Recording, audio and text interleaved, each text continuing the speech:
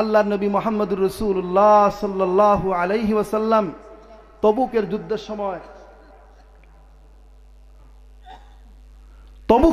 সময় আল্লাহর নবী সাদা করেছে। সাহাবায়ে কেরামদেরকে বললেন, যার যা কিছু আছে সামর্থ্য অনুযায়ী সব নিয়ে আস। সাহাবায়ে কেরাম আল্লাহর নবীর কথা কেমন ভাবে শুনতেন, আল্লাহ নবীর প্রতি কেমন মহব্বত ছিল। আমরা তো শুধু নবীর ভালোবাসা আর প্রেম দেখাই। অনেক সময় রবিউল আউয়াল মাস আসলে আমাদের হিড়িক পড়ে যায় নবীর ভালোবাসায়, কিন্তু এই নবীর ভালোবাসা সাহাবায়ে কেরাম দেখিয়েছে। আল্লাহর নবীর সাহাবায়ে কেরামদেরকে বলতে দেরি, তারা আগাইতে দেরি হয় নাই। আল্লাহর নবী শুধু বলেছেন তবুকের যুদ্ধের জন্য তোমরা ছাদা দাও। সাহাবায়ে কেরাম যার যা সামর্থ্য আছে সব নিয়ে আসলেন।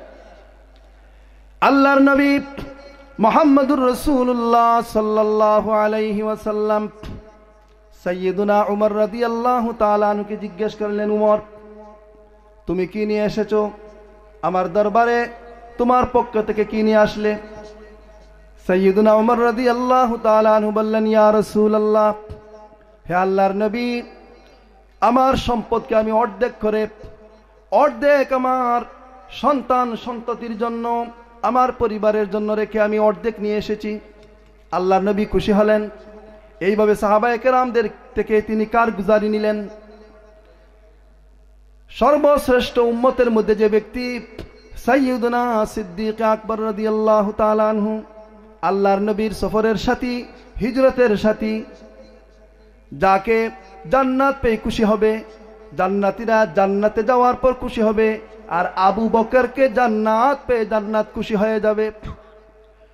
8টি জান্নাতের দরজা আবু বকরকে কিয়ামতের দিন ওয়েলকাম দিতে থাকবে, বলতে থাকবে, আবু বকর তুমি আমাদের মাঝে আসো।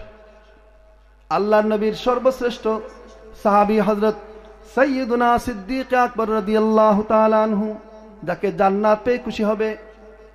যদি আবু বকরের আমল যদি এক পাল্লায় রাখা হয়, আর কিয়ামত পর্যন্ত আনেওয়ালা সমস্ত উম্মতের আমল যদি এক পাল্লায় রাখা হয়, আবু বকরের আমলের পাল্লা ভারী হয়ে যাবে। আল্লাহ পাকের শুকরিয়া আদায় করব আমাদের প্রতিটি নিয়ামতের বদলা। আমরা কি নিয়ামত গণনা করে শেষ করতে পারবো? আমার মাথা থেকে নিয়ে পা পর্যন্ত, আপনার মাথা থেকে নিয়ে পা পর্যন্ত, জন্ম থেকে দুলনা থেকে কবর পর্যন্ত আল্লাহ পাকের লক্ষ কোটি নিয়ামত আমরা ভোগ করতেছি। আল্লাহ পাকের এই সমস্ত নিয়ামতের নিমজ্জিত রয়েছে, কিন্তু আমরা প্রতিদিন কি নিয়ামতের শুকরিয়া আদায় করি? আমরা আল্লাহ রাসূল সাল্লাল্লাহু আলাইহি ওয়াসাল্লাম দোয়া শিক্ষা দিয়েছেন। আমরা মায়ের গর্ভ থেকে এসেছি, মায়ের গর্ভে আমাদের আসার আমরা তো আকাঙ্ক্ষা করি নাই। আমরা তো আল্লাহর নিকট দরখাস্ত করি নাই যে আমাদেরকে পৃথিবীতে দাও। আমাদেরকে যদি আল্লাহ পাক ইচ্ছা করতেন, বন জঙ্গলের পশু বানাতে পারতেন, কুকুর, মেকুর, শিয়াল, এই সমস্ত হিংস্র প্রাণী বানাতে পারতেন, বানর বানাতে পারতেন। আল্লাহ পাকের কি ইহসান আর মেহেরবানি! আল্লাহ পাক আমাদেরকে সর্বশ্রেষ্ঠ জাতি, আশরাফুল মখলুকাত, সৃষ্টির সেরা জীব মানুষকে আল্লাহ পাক সৃষ্টি করেছে। আল্লাহ রাব্বুল আলামিন যদি একটা নিয়ামতের আমরা শুকরিয়া আদায় করি যে আল্লাহ পাক আমাদেরকে মানুষ বানিয়েছে, আল্লাহ পাকের এটা ইহসান। আমাদের এই পৃথিবীতে কোনো নাম নিশান ছিল না, আলোচনা ছিল না, আমাদের কোনো নামও ছিল না। আল্লাহ পাক বছরের পর বছর, শতাব্দীর পর শতাব্দীর আমাদেরকে আল্লাহ পাক লুকিয়ে রেখেছিলেন। আল্লাহ রাব্বুল আলামিন বলেন, হাল আতা আলাল ইনসানি হিনুম মিনাদ দাহরি লাম ইয়াকুন শাইআম মাযকুরা। মানুষের উপর দীর্ঘ সময় অতিবাহিত হয়েছে, যুগের পর যুগ চলেছে, শতাব্দীর পর শতাব্দীর চলেছে। লাম ইয়াকুন শাইআম মাযকুরা। হে মানুষ জাতি, তোমাদের কোনো অস্তিত্ব ছিল না, তোমাদের এই পৃথিবীতে কোনো নাম নিশান ছিল না, কোনো পরিচিতি ছিল না। আমি মহান আল্লাহ রাব্বুল আলামিন তোমাদেরকে আমি তোমাদের মায়ের গর্ভে তোমাদের অস্তিত্ব আমি দান করে তোমাদেরকে আমি বিভিন্ন স্তরে বিভিন্নভাবে আমি 9 মাস 9.5 মাস পর্যন্ত তোমাদেরকে আমি প্রতিপালন করেছি। আমরা মায়ের গর্ভে ছিলাম।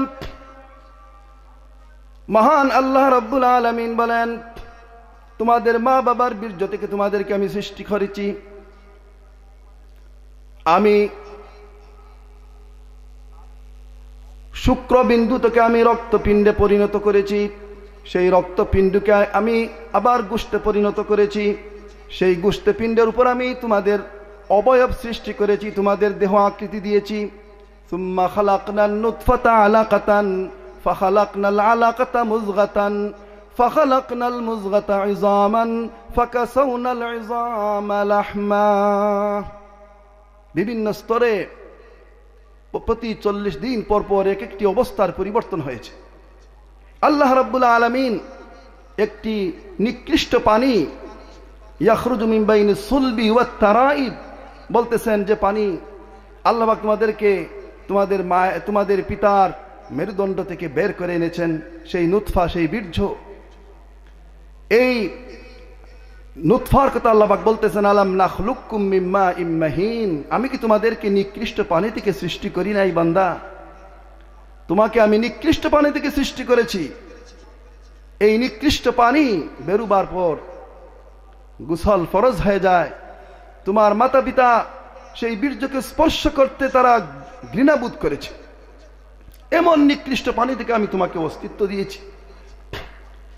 প্রতি 40 দিন পর পর এই আকৃতির পরিবর্তন হয়েছে, এই রূপ পরিবর্তন হয়েছে। এই শুক্রবিন্দু থেকে রক্তপিণ্ড, আবার রক্তপিণ্ড থেকে মাংসপিণ্ড পরিণত হয়েছে, আবার মাংসপিণ্ড থেকে আল্লাহ রাব্বুল আলামিন লাকাদ খালাকনাল ইনসানা ফি আহসানি তাকওয়িম। আল্লাহ পাক বলেন, এই যে সূরজ, যেটা আকৃতি, এটা তো আমি তোমার মায়ের গর্ভে তোমাকে আমি আকৃতি দিয়েছি। হুয়াল্লাযী ইউসাউবিরুকুম ফিল আরহাম কাইফা ইয়াশা। তোমার মাতৃগর্ভে তোমার যে আকৃতি অবয়ব আমি দিয়েছি, তোমার তো হাত ছিল না। তুমি তো আমাকে বলো নাই যে আল্লাহ আমাকে এইভাবে আকৃতি দাও। যদি আমি 2টা চোখের পরিবর্তে 4টা চোখ দিতাম, 2টি কানের পরিবর্তে যদি আমি কান বন্ধ করে দিতাম, 2টি হাত যদি আমি বিকলাঙ্গ করে দিতাম। অনেক মানুষ মায়ের গর্ভ থেকে বিকলাঙ্গ অবস্থায় প্রতিবন্ধী হয়ে জন্ম লাভ করে। কিচ্ছু করার নাই। আল্লাহ রাব্বুল আলামিন আমাদেরকে মায়ের উদরে 9.5 মাস প্রতিপালন করেছে। মাও টের পায় নাই সন্তানটি কি খাবে, সন্তান জীবিত না মৃত, সন্তান বড় হচ্ছে না এক সমান বয়স রয়েছে, মাও টের পায় না। এক সন্তান না 2 সন্তান, তাও টের পায় না। আল্লাহ রাব্বুল আলামিন একটি সুরক্ষিত দুর্গে আমাদেরকে আল্লাহ পাক হেফাজত করেছে। সুরক্ষিত দুর্গ মায়ের গর্ভ। কোন পোকা মাকড়, কীট পতঙ্গ, এই সবগুলা থেকে আল্লাহ পাক আমাদেরকে সুরক্ষিত রেখেছিলেন মায়ের অদূরে, মায়ের গর্ভে। বিভিন্ন আয়াতের মধ্যে আল্লাহ পাক এই নিয়ামতের কথা ঘোষণা দিয়েছে। আল্লাহ রাব্বুল আলামিন বান্দাকে তার মায়ের গর্ভে কি সুন্দরভাবে প্রতিপালন করলেন, লালিত পালিত করলেন, এত সুন্দর বডি দিলেন, ফেরেশতাদের দিয়ে তার অঙ্গ প্রত্যঙ্গ সাজিয়ে দিলেন। এরপর আল্লাহ রাব্বুল আলামিন রূহ এই বডির মধ্যে আল্লাহ পাক ফেলে দিলেন, রূহ দিলেন। মায়ের গর্ভ থেকে আমরা কিভাবে আসবো, আল্লাহ পাক সুম্মাস সাবিলা ইয়াসসারা, সেই পথকে সহজ করে দিলেন, প্রশস্ত করে দিলেন। বের হয়ে আসলাম মায়ের গর্ভ থেকে। মায়ের গর্ভে আল্লাহ রাব্বুল আলামিন, বান্দা আল্লাহর নাম নিবে, আল্লাহ পাকের নিয়ামতের শুকরিয়া আদায় করবে, আল্লাহ পাকের ওয়াহদানিয়ত এবং তার একত্ববাদকে স্বীকার করবে। এই জন্য আল্লাহ পাক বান্দার জবানকে হেফাজত রেখেছে। মায়ের মাসিক বন্ধ করে দিয়ে নাভি দিয়ে তাকে খাবার পরিবেশন দিয়েছে, খাবার পরিবেশন করেছে। যদি খাবার যদি আমরা না খাই, তা আমাদের মধ্যে যদি খাবার না আসতো, তাহলে বড় হওয়ার তো কোনো যুক্তিকতা নাই। আল্লাহ রাব্বুল আলামিন নাভি একটি 5 লাইন ফিট করে দিয়ে মায়ের মাসিককে বন্ধ করে দিয়ে এগুলো থেকে আল্লাহ পাক খাবার পরিবেশন করেছে, জবানটাকে হেফাজত করেছে। যাতে করে বান্দা পৃথিবীতে আসার পর এই জবান দিয়ে আল্লাহ পাককে স্বীকার করে, আল্লাহ রাব্বুল আলামিনের একত্ববাদকে স্বীকার করে, আল্লাহ পাকের ইবাদত করে। এই জবান দিয়ে যেন আল্লাহ পাকের সাথে অংশীদার স্থাপন না করে, এই জন্য আল্লাহ রাব্বুল আলামিন বান্দার জবানকে হেফাজত করেছে। কিন্তু বান্দা মায়ের গর্ভ থেকে কি সুন্দর বের হয়ে আসলো। আল্লাহ পাক মায়ের সাথে এই শিশু সন্তানের সম্পর্ক জুড়াইয়া দিলেন। এই সম্পর্ক কারণেই তো প্রতিটি মা, যে কোনো প্রাণী হোক, এই শিশুর জন্য, বাচ্চার জন্য পাগল পড়া হয়ে যায়। মহব্বত কে সৃষ্টি করলেন? আল্লাহ পাক কান্নার আওয়াজ, ভঙ্গি আল্লাহ পাক বান্দার মধ্যে সৃষ্টি করে দিলেন। ক্ষুধা লাগলে শিশু, কুলের শিশু কান্না শুরু করে, মা জড়িয়ে ধরে। আল্লাহ রাব্বুল আলামিন মায়ের কুলে আসার আগেই খাবারের ব্যবস্থা করলেন, মায়ের দুটি স্তনকে দুধ দ্বারা পরিপূর্ণ করে দিল। এই দুধটা কি সুরক্ষিত, সংরক্ষিত, যে দুধের মধ্যে কোনো ভেজাল নেই। শিশু কি পরিমাণ তার গরম ঠান্ডা, এই দুধের ব্যবস্থা আল্লাহ পাক করলেন। বয়স বাড়ার সাথে সাথে দুধ তরল ছিল, আস্তে আস্তে ঘন হতে থাকে। এইভাবে আল্লাহ রাব্বুল আলামিন বান্দাকে প্রতিপালন করলেন। মায়ের গর্ভ থেকে নিয়ে আসলেন, মায়ের কুলে 2 বছর মায়ের দুগ্ধ দ্বারা সেই শিশুকে আল্লাহ পাক খাবার দিলেন। বান্দা এরপর যখন বড় হলো, শিশুকাল অতিক্রম করলো, কৈশোরকাল অতিক্রম করলো, যখন যৌবনে পদার্পণ করলো, তখনই তার মহান স্রষ্টা মালিককে ভুলে যায়। আল্লাহ রাব্বুল আলামিন, বান্দা মানুষ, তোমার সেই সম্মানিত রবকে তুই কেমন করে ভুললে? তোরে কোন জিনিস ধোঁকা দিল? ইয়া আইয়ুহাল ইনসান মা গাররাকা বিরাব্বিকাল কারীম। হে মানুষ, মা গাররাকা বিরাব্বিকাল কারীম, তোর সম্মানিত রবকে কোন জিনিস, সম্মানিত রবের ব্যাপারে তোকে কোন জিনিস ধোঁকায় ফেলল রে বান্দা? তুই জানিস না তোকে আমি কিভাবে প্রতিপালন করেছি? মায়ের গর্ভে তোকে আমি কিভাবে লালন পালন করেছি? বান্দারে, মায়ের কুলে তোকে আমি কিভাবে প্রতিপালন করলাম, দুধের ব্যবস্থা করলাম, মায়ের সাথে তোর সম্পর্ক জুড়াইয়া দিলাম। 2 বছর পর্যন্ত তোর তো কোনো বুঝ ছিল না, তুই তো মাকে মাও ডাকতে পারলে না। মায়ের গর্ভ থেকে আসার পরে তোর ক্ষুধা, এই জন্য তোর আওয়াজ আমি বের করে দিলাম। মা সাথে সাথে তোকে দুগ্ধ দিল, দুগ্ধ পান করালো। তোর প্রস্রাব এবং পায়খানা এগুলা মায়ের পরিষ্কার করলো। তার এই মায়ের সাথে সম্পর্ক, এমন সম্পর্ক আমি করে দিলাম।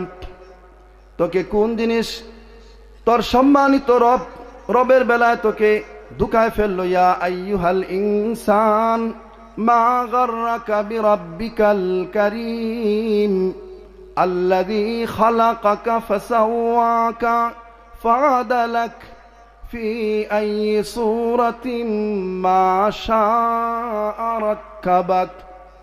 আল্লাহ রাব্বুল আলামিন বলেন, ওই সম্মানিত রব, ওই সম্মানিত মালিক যে তোকে সৃষ্টি করলেন, আল্লাযী খালাকাকা, যে সম্মানিত রব তোকে সৃষ্টি করলেন, দুনিয়ার আলো, দুনিয়ার বাতাস সব তোকে দেখালেন। তুই তো দুনিয়ায় আসার জন্য আমার নিকট কোনো আবদার করো নাই, আবেদন করিস নাই। তোকে আমি আমার অনুগ্রহ দ্বারা দুনিয়ার আলো দেখালাম, তোকে আমি সৃষ্টি করলাম।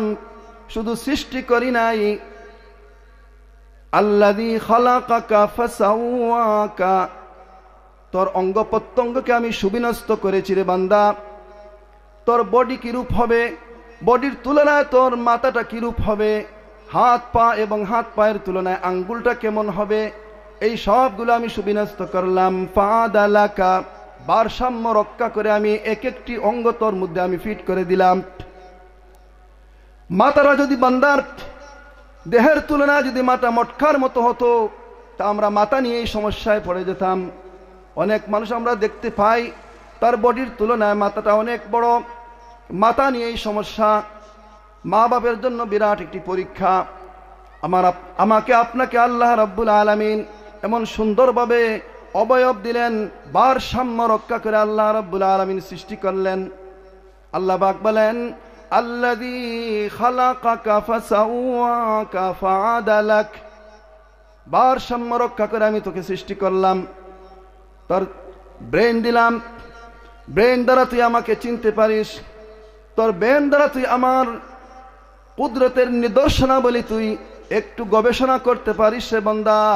এই জন্য তোকে আমি ব্রেন দিলাম, তোর মাথা দিলাম, শোনার জন্য আমি কর্ণ দিলাম, দেখার জন্য চক্ষু দিলাম, ঘ্রাণ নেওয়ার জন্য আমি নাক দিলাম, কথা বলার জন্য আমি জিহ্বা দিলাম, দুটি ঠোঁট দিলাম, হাত পা সব কিছু আমি ভারসাম্য রূপে আমি সৃষ্টি করলাম। আমি কি তোকে দুইটি চক্ষু দেই নাই?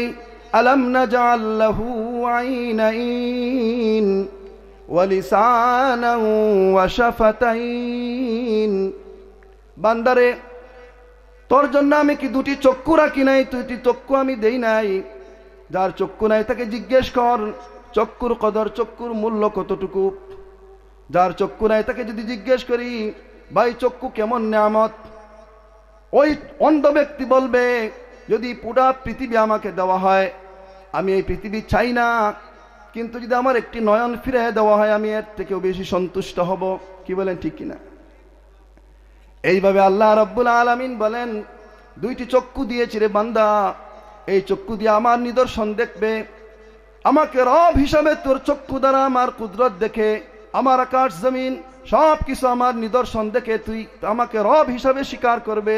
তুই কি লক্ষ্য করিস না তোর চক্ষু দ্বারা আমি পাহাড়কে কিভাবে সৃষ্টি করলাম, পাহাড়কে কিভাবে উঁচু করলাম, উটকে কিভাবে সৃষ্টি করলাম, জমিনকে কিভাবে আমি বিছিয়ে দিলাম। আফালা ইয়ানজুরুন ইলাল ইবলি কাইফা খুলিকাত। তারা কি লক্ষ্য করে না, চক্ষু দ্বারা দেখে না? মরুভূমির উট বা জাহাজ বলে, মরুভূমির জাহাজ বলে উটকে। উট একটা সুন্দর প্রাণী, মরুভূমির জাহাজ, এই উটকে আমি কিভাবে সৃষ্টি করা হলো তারা কি লক্ষ্য করে না? চক্ষু দ্বারা দেখে না। ওয়া ইলাস সামাই কাইফা রুফিআত। আকাশের দিকে কি লক্ষ্য করে না? আকাশের দিকে কি দৃষ্টি দেয় না? আকাশকে কিভাবে আমি উড্ডয়ন করলাম, বিনা কুটিতে আমি আকাশকে উড়ন্ত অবস্থায় রাখলাম। এত ভারী আকাশ, জমিন থেকে আসমান পর্যন্ত যতটুকু ততটুকু তার এক একটা আকাশের পুরুদা টিকনেস। আল্লাহ রাব্বুল আলামিন বিনা কুটিতে আকাশকে উড্ডয়ন করে রেখেছেন। আল্লাহুল্লাযী রাফা'আস সামাওয়াতি বিগাইরি আমাদিন তারাউনাহা।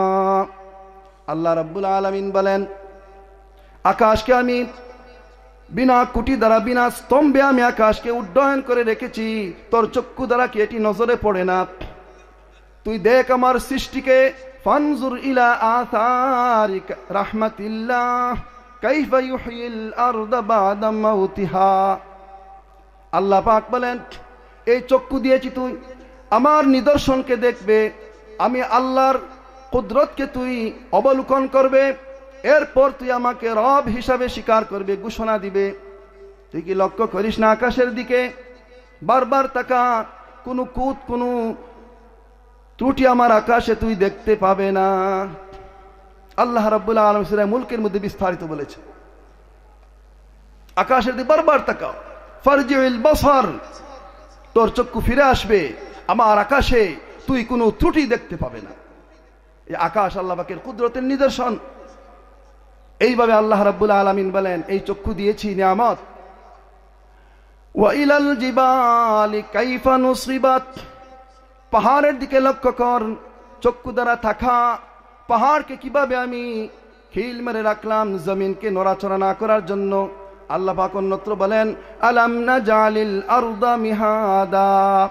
পাহাড়কে আমি খিল দ্বারা খুঁটি মেরে দিয়েছি, জমিনকে আমি পাহাড় দ্বারা খিল মেরে রেখেছি যাতে জমিন নড়াচড়া না করতে পারে।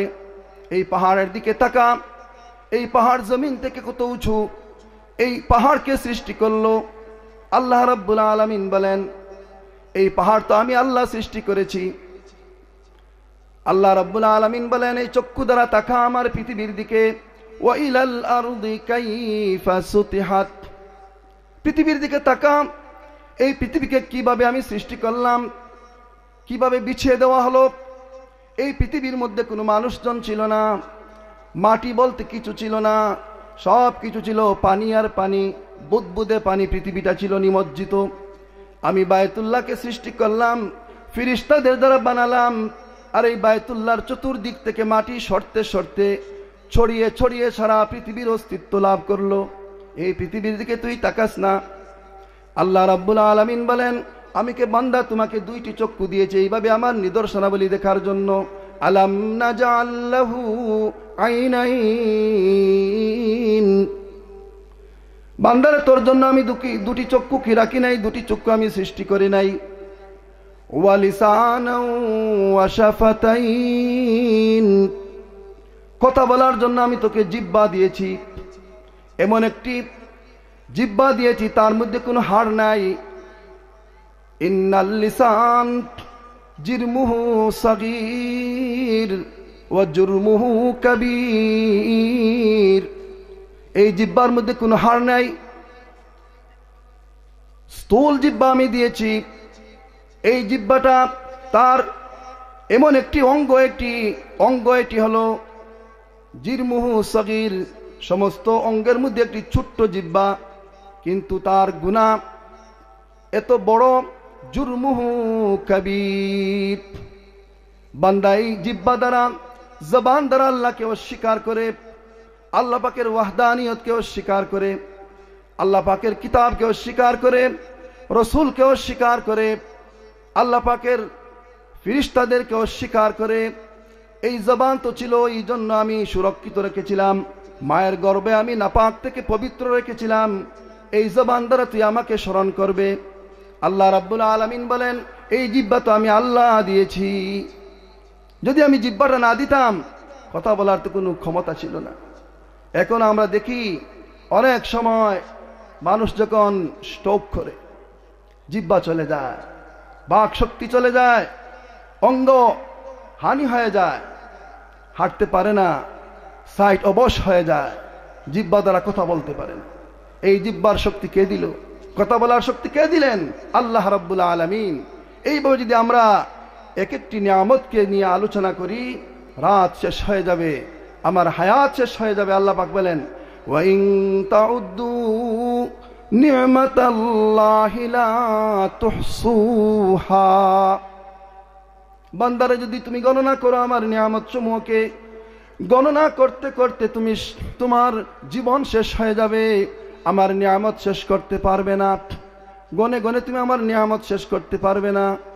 আল্লাহ রাব্বুল আলামিন বলেন, কত নিয়ামত আমি তোকে দান করলাম, যা নিয়ামত দিয়েছি সব আমার পক্ষ থেকে। ওমা বিকুম মিন নি'মাতিন ফামিনাল্লাহ, যত নিয়ামত তুমি ভোগ করতেছো সব তো আমিই দিলাম, আমি আল্লাহ। এই জিহ্বা আমি দিলাম, দুটি টুট আমি দিলাম, ওয়া লিসানাও ওয়া শাফাতাইন, দুটি টুট আমি জিহ্বার মধ্যখানে রাখলাম। এই জিহ্বার নিয়ামত যদি আমি আলোচনা করি কয়েক ঘন্টার প্রয়োজন।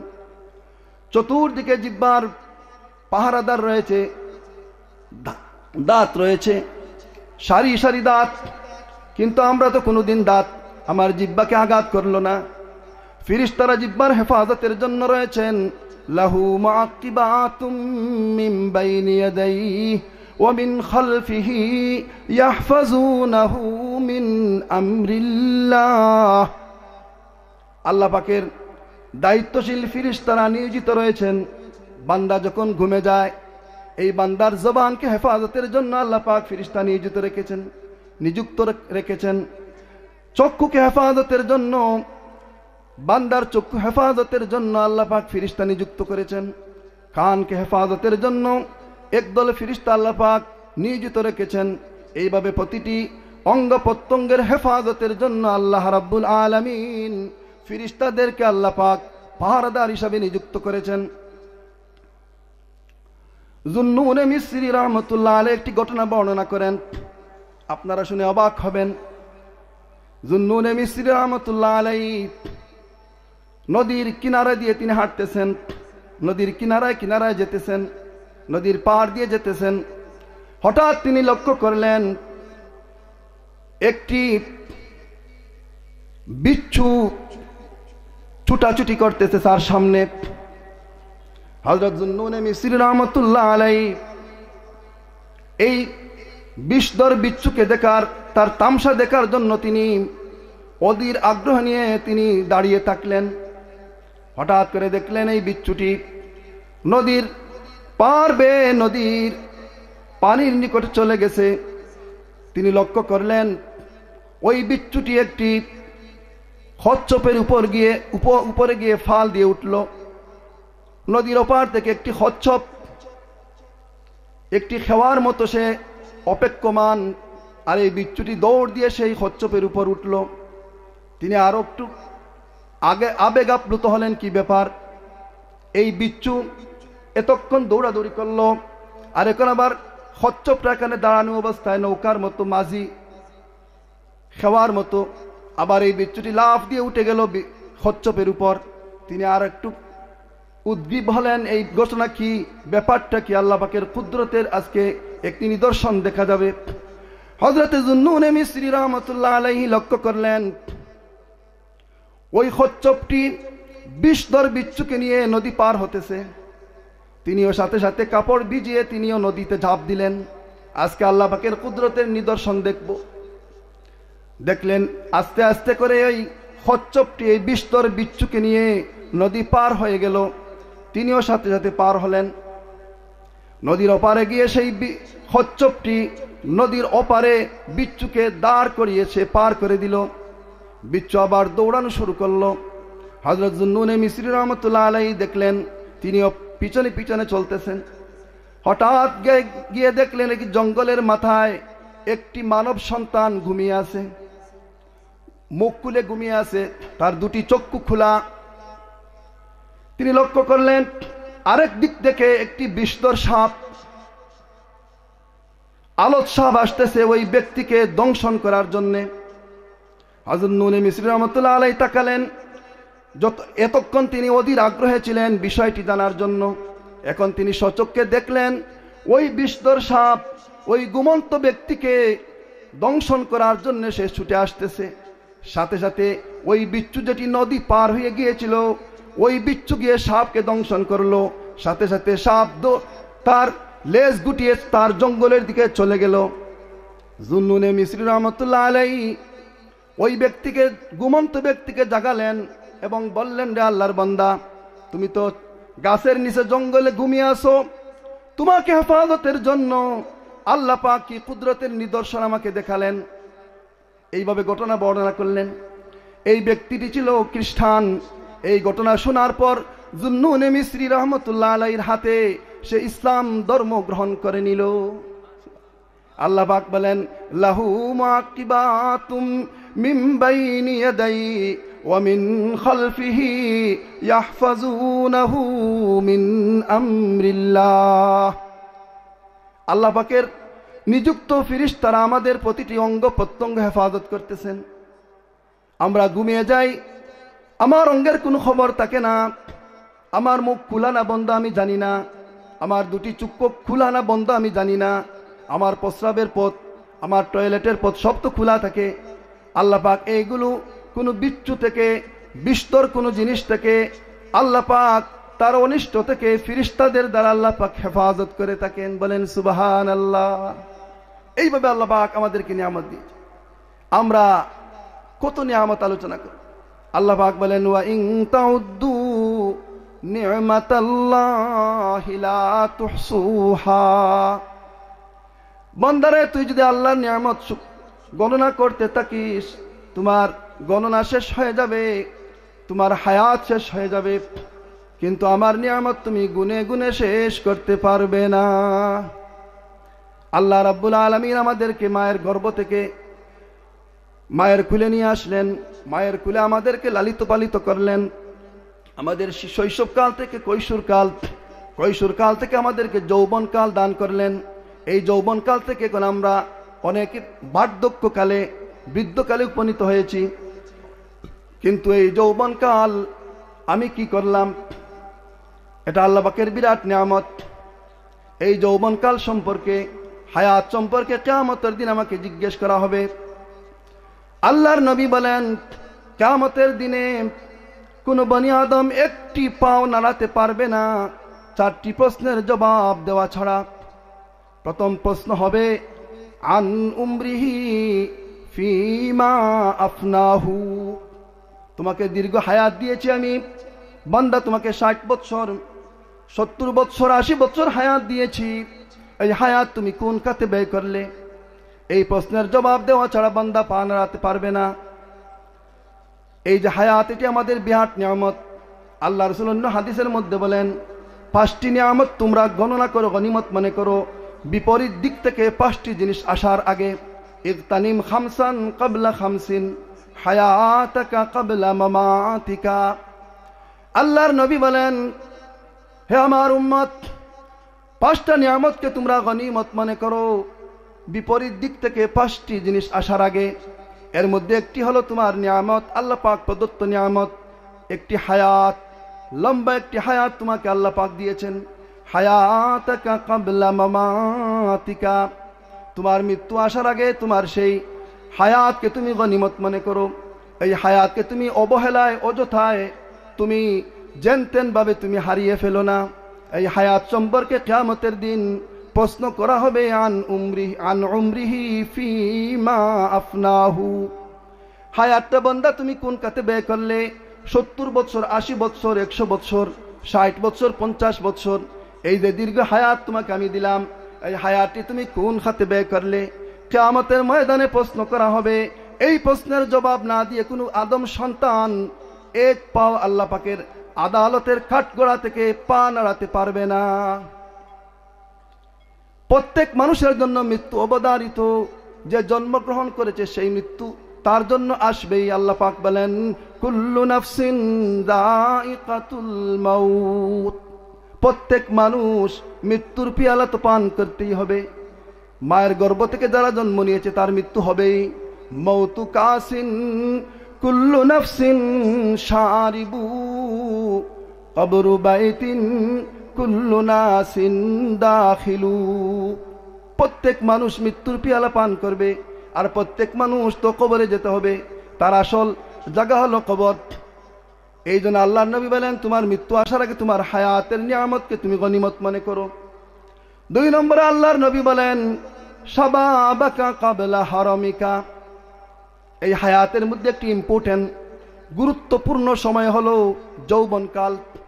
এই যৌবনকালকে তুমি গনিমত মনে করো। এই যৌবনকাল সম্পর্কেও কিয়ামতের দিন জিজ্ঞেস করা হবে বান্দাকে ওয়ান শাবাবিহি ফিমা আবলাহু, তোমার যৌবনকাল কোন খাতে তুমি ব্যয় করেছো? কিয়ামতের ময়দানে বান্দাকে প্রশ্ন করা হবে। সঠিক উত্তর না দেওয়া পর্যন্ত বান্দা আল্লাহ পাকের আদালত থেকে একটি পাও নাড়াতে পারবে না। এই যে যৌবনকাল, যৌবনকালে কোনো মানুষ ইচ্ছা করলে অনেক কিছু করতে পারে, আল্লাহর ওলি হতে পারে। সাহাবায়ে কেরামের মধ্যে যারা যৌবন ছিলেন, যুবক ছিলেন, তাদের দ্বারা ইসলামের বিরাট বিরাট খেদমত হয়েছে। মানুষ যে যৌবনকালকে অযথায় নষ্ট করে ফেলে। একজন যুবক যদি ইচ্ছা করে মর্দে মুজাহিদ হতে পারবে, একটি যুবক যদি ইচ্ছা করে আল্লাহর ওলি হতে পারবে। এই জন্য আল্লাহ নবী অন্য হাদিসের মধ্যে বলেছেন কিয়ামতের ময়দানে 7 শ্রেণীর মানুষ আল্লাহর ছায়ার নিচে আশ্রয় পাবে, যেদিন কোনো ছায়া থাকবে না আল্লাহর আরশের ছায়া ব্যতীত। সাবাতুন ইউজিল্লুহুমুল্লাহু ফি জিল্লিহি ইয়াওমা লা জিল্লা ইল্লা জিল্লুহু, ইমামুন আদিলুন ওয়া শাবুন নাশাআ ফি ইবাদাতিল্লাহ। ওই যুবক যার যৌবনকে সে আল্লাহর ইবাদতে ব্যয় করেছে, ওই যুবক কিয়ামতের ময়দানে আল্লাহর আরশের ছায়ার নিচে জায়গা পাবে, স্থান পাবে। এই জন্য একটি নিয়ামত হলো যৌবনকাল। আল্লাহর নবী বলেন তোমার বৃদ্ধকাল অবধারিত, বৃদ্ধকাল আসবেই, তুমি সারা জীবন যুবক থাকবে না। তুমি এক সময় দাড়িবিহীন মুছবিহীন ছিলে, তোমার দাড়ি এবং মুছ গজিয়ে উঠেছে এমন কালো, তোমাকে খুব সুন্দর একজন সুন্দর যুবক দেখা যায়। আরো কিছুদিন যাওয়ার পর তোমার সেই চুল দাড়ি সাদা হতে থাকবে, তুমি আটকাতে পারবে না। কিন্তু তোমার যৌবনকালকে তুমি গনিমত মনে করো। ওয়া শাবাবাকা ক্বাবলা হারামিকা, তোমার বৃদ্ধকাল আসার আগে তোমার যৌবনকালকে তুমি গনিমত মনে করো। এক একটি নিয়ামত আল্লাহ পাকে। আল্লাহর নবী বলেন আরো একটি নিয়ামত রয়েছে, তোমাকে আমি সুস্থতা দান করেছি। বান্দারে, তোমার সুস্থতা এমন একটি নিয়ামত, যে অসুস্থ ব্যক্তি হসপিটালের বেডে, ক্লিনিকের বেডে আর্তনাদ করতেছে, চিৎকার করতেছে, চেঁচামেচি করতেছে, তাকে জিজ্ঞেস করো সুস্থতা কোন জিনিস। যে ব্যক্তি পা ব্যান্ডেজ করা, হাত ব্যান্ডেজ করা, হসপিটালের বেডে গড়াচ্ছে, তাকে তুমি জিজ্ঞেস করো তার পায়ের দাম, তার সুস্থতার কথা। তখন সে বলবে সুস্থতা কেমন নিয়ামত। আল্লাহর নবী বলেন তোমাকে আমি সুস্থতা দিলাম, এমন সুস্থতা দিলাম তোমার কোনো রোগ ব্যাধি নাই। এই রোগ ব্যাধি একদিন আসবে, এই রোগ ব্যাধি আসার আগে তুমি সেই সুস্থতাকে কাজে লাগাও। ওয়াসিহাতাকা ক্বাবলা সুকুমিকা। এই এলাকার সুনামধন্য শাইখুল হাদিস, সিলেটের বিশিষ্ট আলিমে দ্বীন বসা আছেন হযরতুল আল্লামা শাইখুল হাদিস আল্লামা রশিদ আহমদ দামাত বারকাতুহুল আলিয়া। তিনি তো হাদিস পড়াতে পড়াতে জীবনকে শেষ করে দিয়েছেন, ওয়াকফ করে দিয়েছেন। আমাদের উস্তাদদের উস্তাদ, ওনাদের সামনে কথা বলার আমাদের সাহস নেই, তবুও বলতে হয়। দোয়া নেওয়ার জন্য আসছি।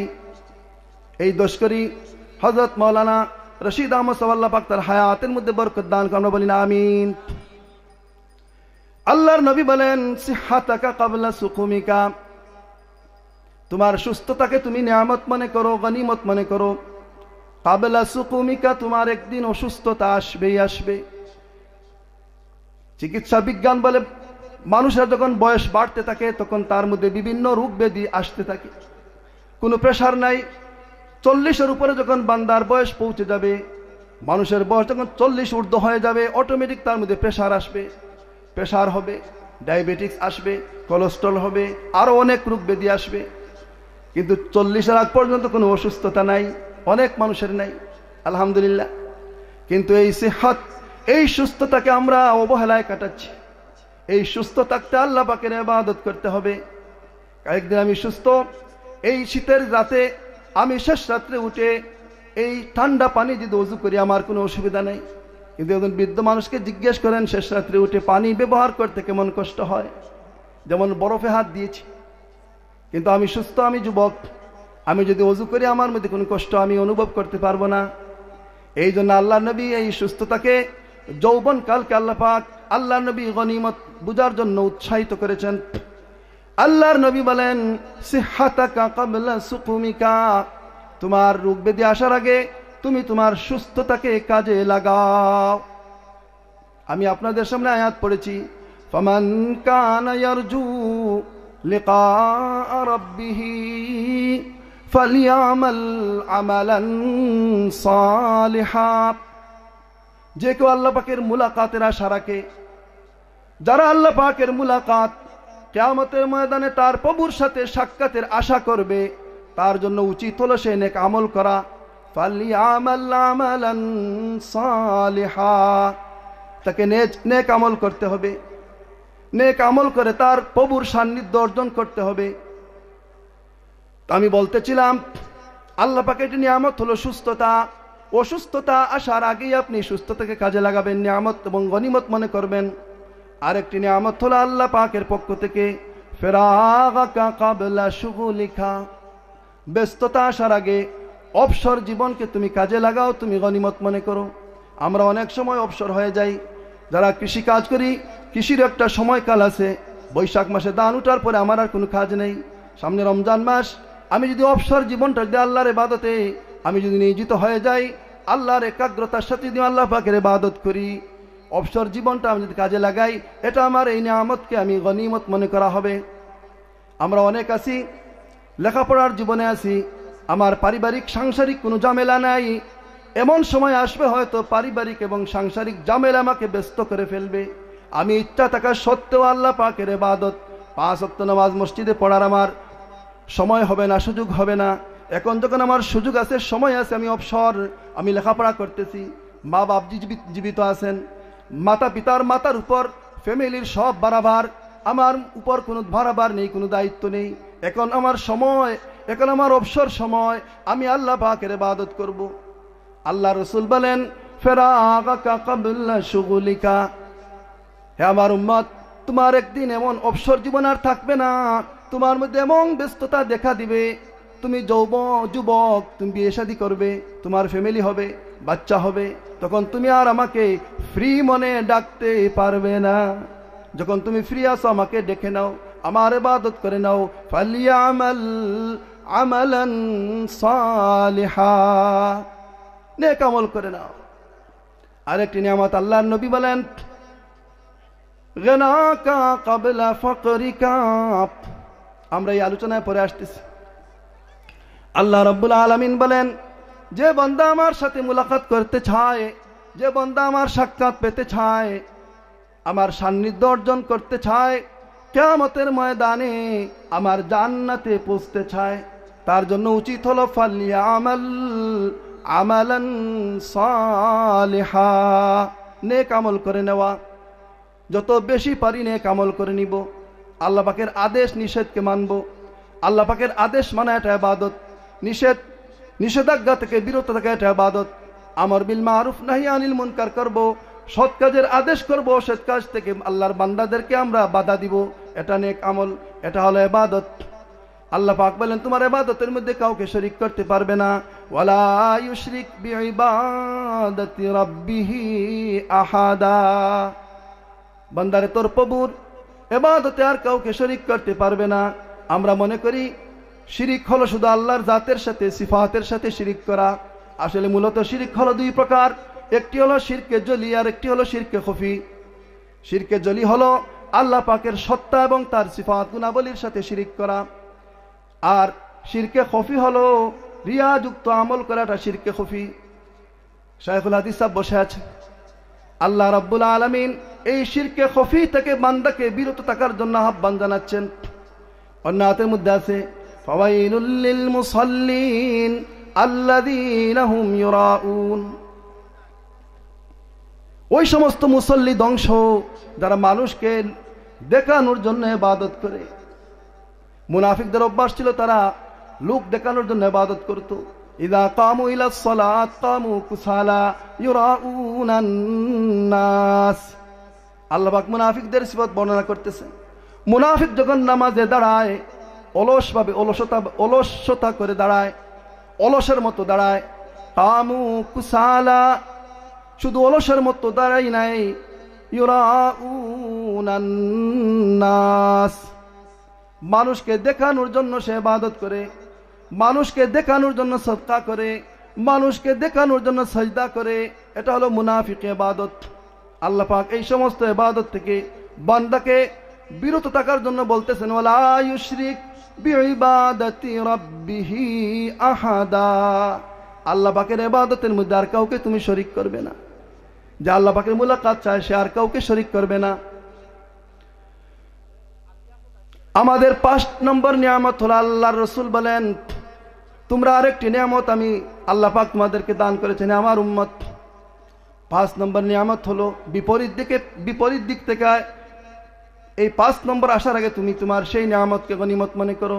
গনাকা ক্বাবলা ফাকরিকা, তোমার সচ্ছলতা এটাই নিয়ামত। তোমার মধ্যে দরিদ্রতা চলে আসবে, তুমি টেরও পাবে না তোমার মধ্যে কিভাবে দরিদ্রতা আসবে। সেই দরিদ্রতা আসার আগে তুমি তোমার সেই সম্পদের তুমি সঠিক ব্যবহার, সঠিক তসররুফ তুমি জেনে নাও। তোমার সেই সম্পদকে তুমি কাজে লাগাও, সেই সম্পদের তুমি নিয়ামতকে গনিমত মনে করো।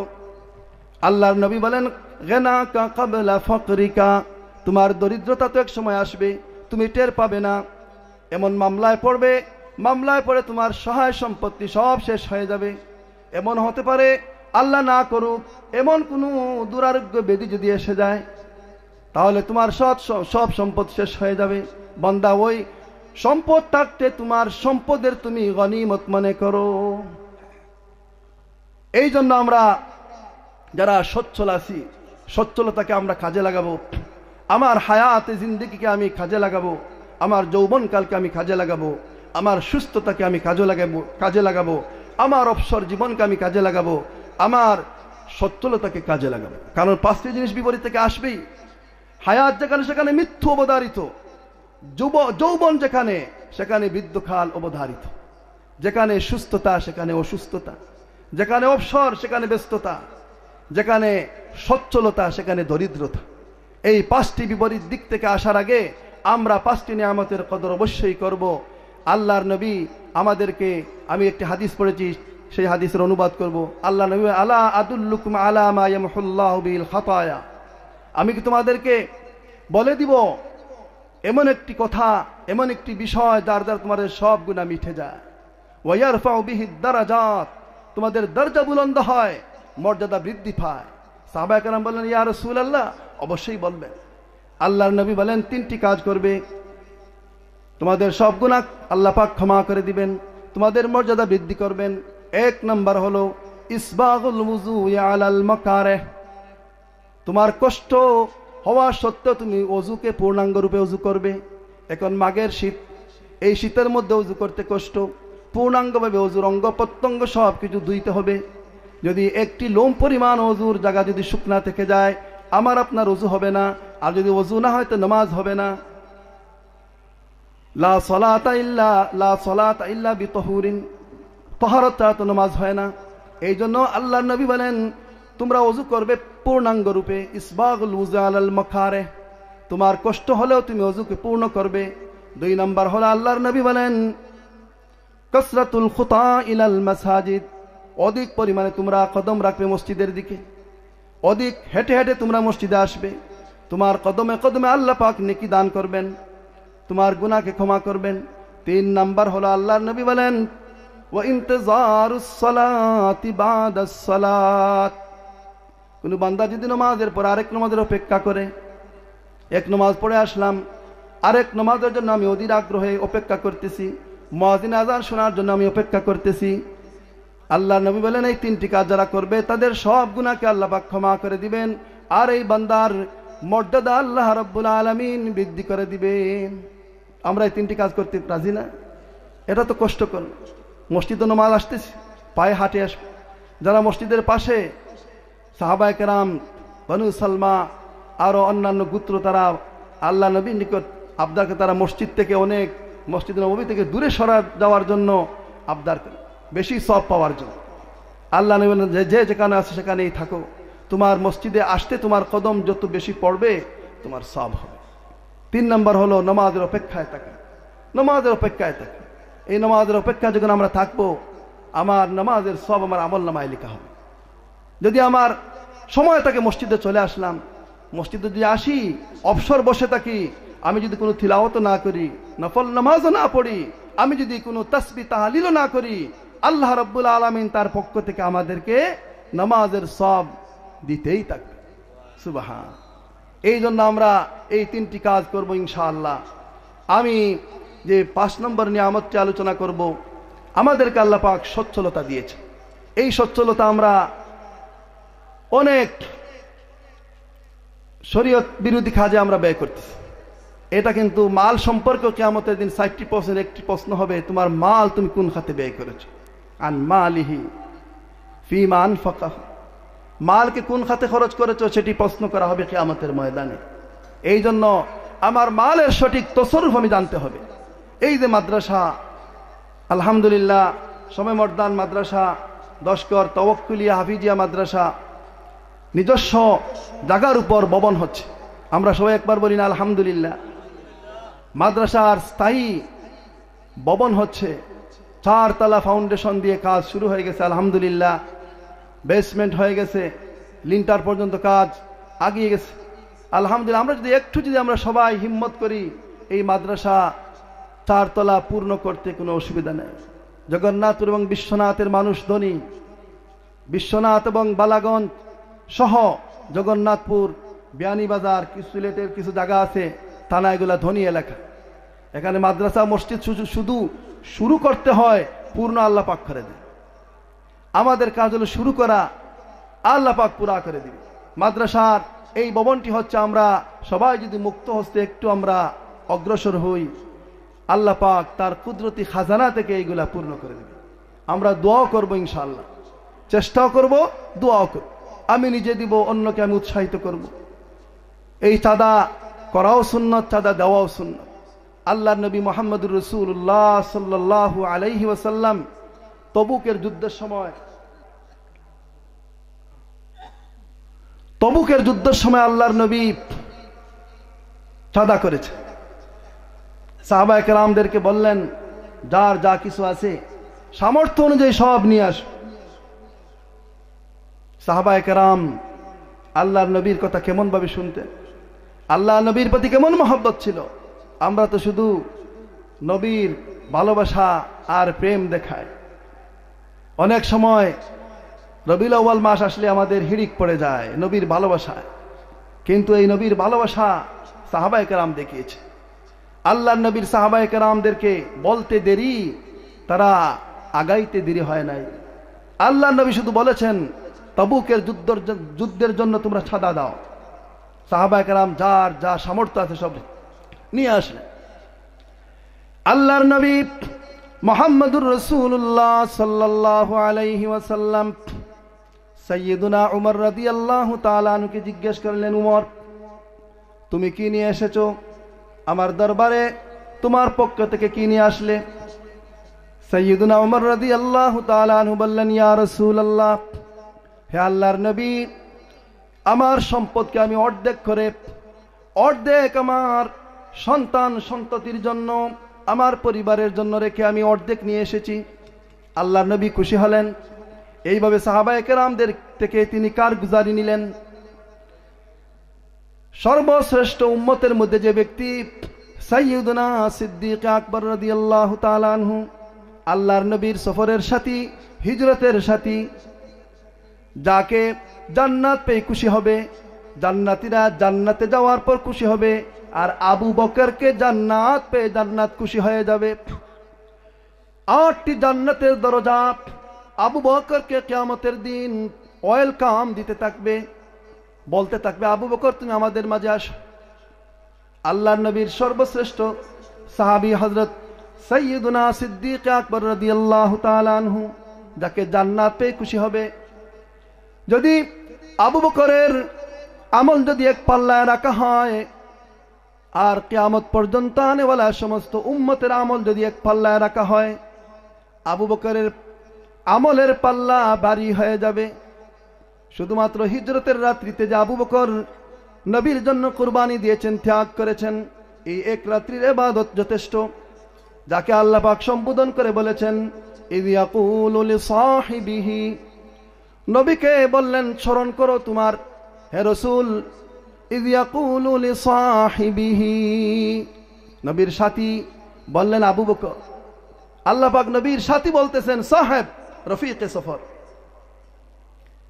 আল্লাহ পাক বলতেছেন সানিয়াসনাইন, দুইজনের একজন আবু বকর। দুইজনের একজন আবু বকর। হিজরতের রাত্রিতে দুজন ছিলেন, আল্লাহর নবী এবং হযরত সাইয়্যিদুনা সিদ্দিক আকবর রাদিয়াল্লাহু তাআলা। আল্লাহ পাক কোরআন কারীমে বলতেছেন সানিয়াসনাইন, দুইয়ের এক আবু বকর। আল্লাহ পাক বলতেছেন ইয ইয়াকুলু লিসাহিবিহি, নবীর সাথে আবু বকর। এই সাইয়্যিদুনা সিদ্দিক আকবর রাদিয়াল্লাহু তাআলা আনকে আল্লাহ নবী জিজ্ঞেস করলেন, আবু বকর তুমি কি নিয়ে আসলে? আল্লাহর নবীর সামনে সাইয়্যিদুনা সিদ্দিক আকবর রাদিয়াল্লাহু তাআলা আনহু করজোড়ে নিবেদন করলেন, ইয়া রাসূলুল্লাহ, ইয়া হাবিবাল্লাহ, হে আল্লাহর নবী,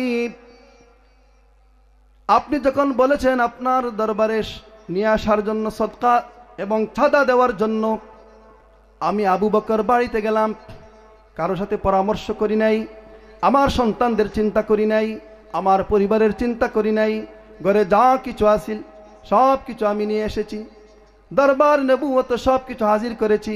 ইয়া রাসূলুল্লাহ, আমি আবু বকর আমার ঘরে শুধু আল্লাহ এবং তার রাসূলকে রেখে এসেছি। সিদ্দিক আকবর রাদিয়াল্লাহু তাআলা আনহু সব কিছু নিয়ে এসেছে, ঘরের সব কিছু নবীর আহ্বানে সব লুঠিয়ে দিয়েছে। এই জন্যই তা সাইয়্যিদুনা সিদ্দিক আকবর, তাকে সিদ্দিক বলা হয়। উম্মতের শ্রেষ্ঠ ব্যক্তিত্ব হযরত সিদ্দিক আকবর রাদিয়াল্লাহু তাআলা। এইভাবে সাহাবায়ে কেরাম তাদের জীবনকে উৎসর্গ করেছেন, সম্পদকে উৎসর্গ করেছেন নবীর আহ্বানে, নবীর খিদমতে। হযরতে উসমান রাদিয়াল্লাহু তাআলা, আল্লাহর নবী বললেন, উসমান আমার দরবারে চাঁদা দাও। সিরিয়া থেকে উটের একটি বাহিনী এসেছিল, প্রত্যেকটি উটের উপর বুঝা, মালের বুঝা। আমরা যেভাবে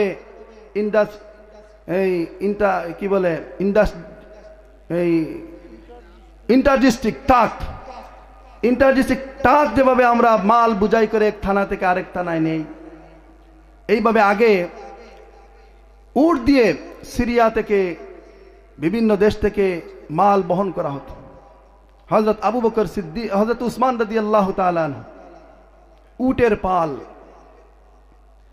হযরত উসমান রাদিয়াল্লাহু তাআলা আনহু আল্লাহর নবীর কথায় তিনি বললেন যে প্রথম যে উটটি এটা আল্লাহর রাস্তায় দিয়ে দিলাম মাল সহ। উটের একটি নিয়ম হলো প্রথম উটটি যেদিকে যায় পরবর্তী যেগুলা তার দল এইগুলা প্রথমটার পথ ধরে চলে, এটি উটের নিয়ম। উসমান রাদিয়াল্লাহু তাআলা আনহু একটি উট দেওয়ার জন্য মনস্থ করেছিলেন। যখন দেখলেন আল্লাহর নবীর দিকে একটি উট নাই, সিরিয়া থেকে যা উট এসেছিল 100টি উট, সব চলতেছে।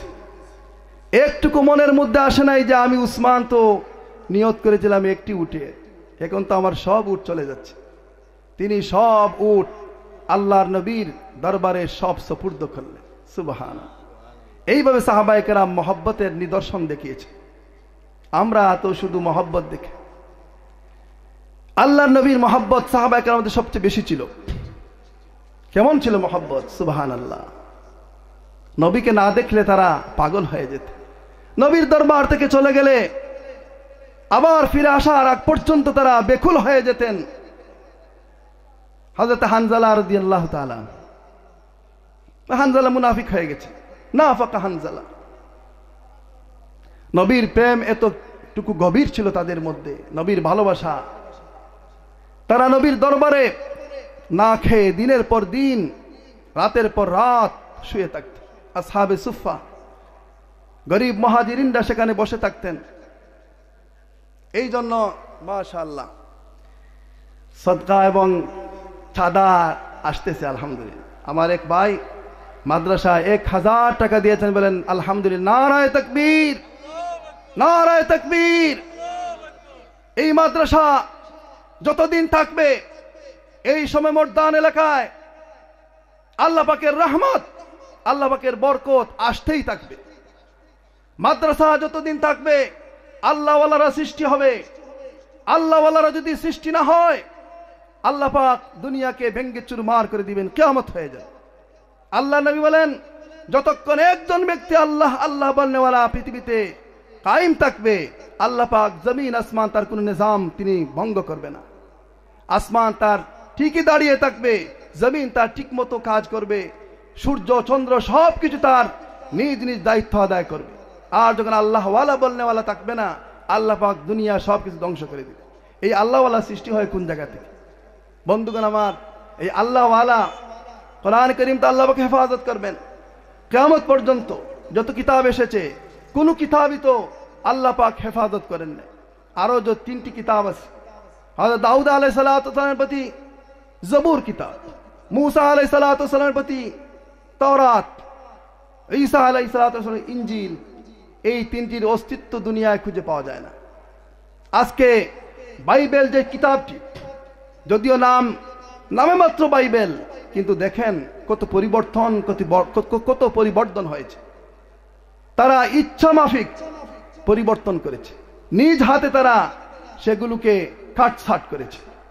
কিন্তু 1400 বছরের ঊর্ধ্বে, আজকে 1441 বছর পার হয়ে গেল।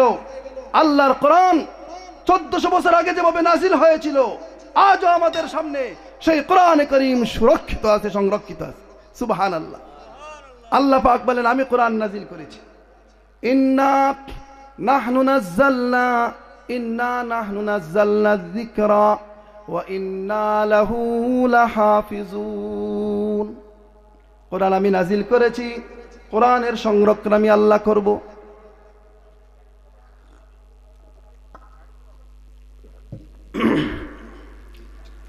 সেই কোরআনের বিন্দু মাত্র একটি হরফ, একটি নুকতাও আজ পর্যন্ত কেউ পরিবর্তন করতে পারে নাই। আল্লাহ পাক চ্যালেঞ্জ করেছে, তোমাদের শক্তি থাকলে আমি যে কোরআন নাজিল করেছি, আমার নবীর প্রতি। শুধু তোমরা মানব নও, দানব সহ যদি তোমরা ইচ্ছা করো এই কোরআনের মতো কোরআন নিয়ে আস।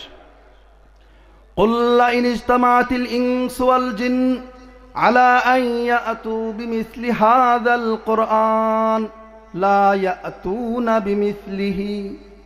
আল্লাহ রাব্বুল আলামিন বলেন, হে নবী আপনি বলুন, যদি তোমরা একত্রিত হও, শুধু মানব নয় দানব সহ জিন এবং মানব জাতি একত্রিত হয়ে আমার কোরআনের মতো একটি কোরআন নিয়ে আসো, পুরা কোরআনের চ্যালেঞ্জ।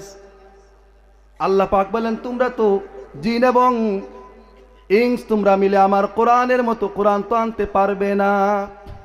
আল্লাহ পাক বলেন, ঠিক আছে, কোরআনের মতো একটি কোরআন 30 পারার কোরআন 114টি সূরার কোরআন তোমরা নিয়ে আসতে পারবে না, তাহলে তোমরা 10টি সূরা নিয়ে আসো। কুল ফাআতু বিআশরি সুওয়ারিম মিসলিহি, আমার কোরআনের মতো 10টি সূরা তোমরা আমার কোরআনের সূরার মতো 10টি সূরা তোমরা নিয়ে আসো। আজ পর্যন্ত কি সম্ভব হয়েছে? যে সময় কোরআন নাজিল হয়েছিল সেই সময় থেকে চ্যালেঞ্জ চলতেছে। আল্লাহর নবী বলেন, আমার সবচেয়ে বড় মুজিজা হলো কোরআনে করিম।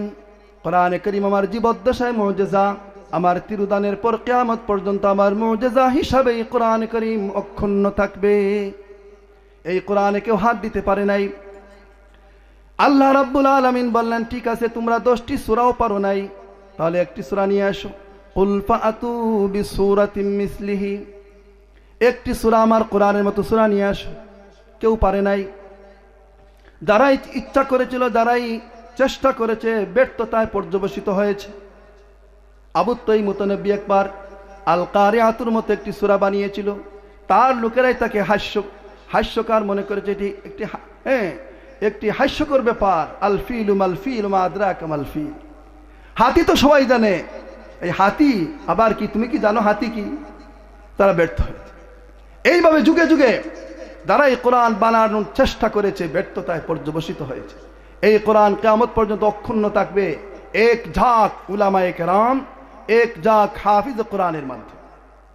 এক শ্রেণী তারা কোরআনের শব্দকে হেফাজত করতেছে, আরেক শ্রেণী উলামায়ে কেরাম মুহাদ্দিসিনে কেরাম কোরআনের মানাকে হেফাজত করতেছে। এই যে তাফসিরুল কোরআন মাহফিল, এই যে কোরআন কারীমের তাফসির, কোরআন কারীমের তাফসির হলো আহাদিসে নববী, নবীর সমস্ত আহাদিস হলো কোরআনের তাফসির। এইগুলার সংরক্ষণ করতেছেন উলামায়ে কেরাম, আর শব্দাবলীর হেফাজত করতেছেন হাফিজে কোরআন। এই হাফিজে কোরআন থেকে সৃষ্টি হয়, জন্ম নেয় কোনো ইউনিভার্সিটি থেকে, কোনো কলেজ থেকে, হাই স্কুল থেকে, পাইলট থেকে, প্রাইমারি থেকে। এগুলো থেকে হাফিজে কোরআন সৃষ্টি হয় না, আলিমে বা আমল সৃষ্টি হয় না। এইরকম সমমর্দান মাদ্রাসা থেকে হাফিজে কোরআন তৈরি হয়। এরকম সমমর্দান মাদ্রাসা থেকে আলিমে বা আমল তৈরি হয়, ঠিক কিনা? এই আলিমের কারখানা, ফ্যাক্টরি হলো এই মাদ্রাসাগুলো। আমার শাইখুল ইসলাম, আমির হেফাজতে ইসলাম আল্লামা শাহ আহমদ শফি দামাত বারকাতুহুল আলিয়া, তিনি বলেন, শুধু ছাদা দিলে হবে না, এক একটি ছেলে তোমাদের কাছে আমি ছাদা চাই মাদ্রাসায় দেওয়ার জন্য। তিনি সন্তান দেওয়ার জন্য ছাদা কালেকশন করেন। কারণ আমরা সবাই যদি স্কুলমুখী হই আর জাগতিক শিক্ষার দিকে আমরা যদি উদ্দীপ হই, তাহলে এই মাদ্রাসা কে পড়বে, কে পড়াবে? হাফিজ কোরআন কে বানাবে? আমার একটি সন্তান যদি হাফিজ কোরআন হয়, আমার মর্তবা কত বেশি। আমার হুজুর বসে আছে, একজন হাফিজ কোরআনের মর্তবা কতটুকু! সুবহানাল্লাহ। একজন হাফিজ কোরআনকে কিয়ামতের দিন বলা হবে, ইকরা ওয়ারতাকি ওয়ারাত্তিল কামা কুনতা তুরাত্তিলু ফিদ দুনিয়া ফাইন্না মানজিলাকা ইনদা আখির আয়াতিন তাকরাউহা। আল্লাহ পাক জান্নাতে হাফিজ কোরআনকে দিয়ে জান্নাত দেখিয়ে বলবেন, আমার বান্দা, তুমি আমার কোরআনকে বুকে ধারণ করেছো। কোরআনকে বুকে ধারণ করা অর্থ হলো দ্বীনকে তুমি হেফাজত করেছো। তাগায়্যুর তাবাদ্দুল, পরিবর্তন থেকে আমার কোরআনকে রক্ষা করেছো। তুমি আমার প্রিয় বান্দা, তুমি পড়তে থাকো আর জান্নাতের এক একটি স্তর অতিক্রম করতে থাকো। সুবহানাল্লাহ। তোমার যেখানে পড়া শেষ, তোমার মর্যাদা সেখানে। একজন হাফিজ কোরআনের মর্যাদা।